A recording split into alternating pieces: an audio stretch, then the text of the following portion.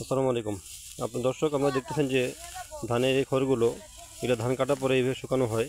এগুলোকে শুকিয়ে বস্তাবন্দি বা পঞ্জিবন্দি করে রাখা হয়। এক ভাই এটা করতেছেন, এটা উঠাচ্ছেন সুন্দর করে এটা বস্তা করার জন্য। পরবর্তীতে এটা গরুর খাবার হিসেবে ব্যবহার করা হয়। আমাদের গ্রাম অঞ্চলে হোক বা যেখানে হোক, এটা গরুর খাবার হিসেবে খুব খড় দিয়ে খৈল দিয়ে গরুকে খাওয়ানো হয়। দেখতে পাচ্ছেন সম্পূর্ণ জমিতেই আপনারা দেখতে পাচ্ছেন এই খড়গুলো বিছিয়ে ছিটিয়ে দেওয়া হয়েছে। এগুলোকে রোদের মধ্যে শুকিয়ে আপনার বস্তাবন্দি করে রাখা হয় বা একসাথে উঁচু করে রাখা হয়, যা পরবর্তীতে গরুর গোখাদ্য হিসেবে ব্যবহার হয়। এখানে এই ভাই সারাদিন রোদে খাটে কৃষিকাজ করে এখানে জমানো করা হচ্ছে, একসাথে রাখা হচ্ছে। এগুলা কি হিসাবে বিক্রি হয় না ভাইয়া? এগুলো তো ভাই বিক্রি হয়, টলি হিসাবে হয়, এমনি বিঘা হিসাবেও হয়, কিন্তু আমরা বিক্রি করি না, নিজের গরু ছাগল টলি হিসাবে বিক্রি হয়। এক টলি কত? এটা বিভিন্ন খড়ের বিভিন্ন রকম দাম করে আর কি। এইগুলা কি খড়? এটা হচ্ছে চায়না খড়। চায়না খড়? চায়না ধানের। এটা নদীতে হয় নাকি? নদীতে হয়। এই ধানগুলো নদীতে হয়? হ্যাঁ। কতদিনের মধ্যে কাটা হয় এগুলা? এগুলা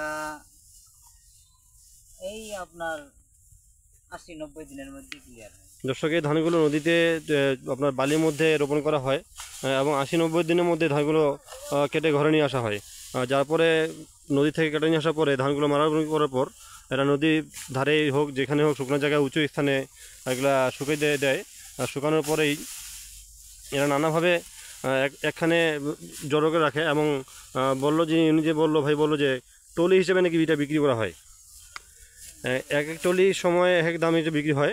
কোনো টলি বিক্রি হয় আপনার 1300-1400 করে, তারও বেশি কখনো বিক্রি হয়। এই ঘরগুলো দেশের প্রত্যন্ত অঞ্চলের মধ্যে পৌঁছে যায়, শুধু গোখাদ্য হিসাবে ব্যবহৃত হয়। এমনকি ঘরের আগে দিকে দেখা যেত ঘরের চালা, ঘরের যে চালাগুলো দেওয়া হতো এই ধানের খড় দিয়েই সেটা তৈরি করা হতো, যা গরিবের এসি নামেই সেগুলো পরিচিত ছিল। এখন আর সেই ঘরগুলো দেখা যাচ্ছে না, নাই বিলুপ্তির পথেই বলা যায়। এই ঘরগুলো এখন আর দেখা যায় না আগের মতো। এখন সব দিকেই টিনের চালা ঘর, অনেক উঁচু উঁচু দালানবিটি হয়ে গেছে। এই জন্য আমাদের নিত্য নতুন নানান ধরনের রোগের সৃষ্টি হচ্ছে। এই আগের যে ঘরগুলো ছিল এগুলো আসলে আমাদের জন্য স্বাস্থ্যের জন্য ভালো ছিল এবং উপকারী ছিল। তোর নাম কি? সুমাইয়া। কোন ক্লাসে পড়ো? ক্লাস 4-এ। তোর বাবার সাথে কাজ করতেছো? কখন আসছো তুমি? একটু আগে আসলা?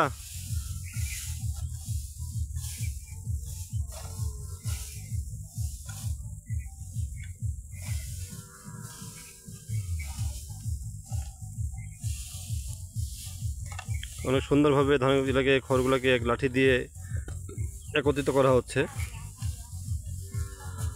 দেখেন কি সুন্দর করে নিয়ে আসা হচ্ছে একদম দূর থেকে টানে নিয়ে।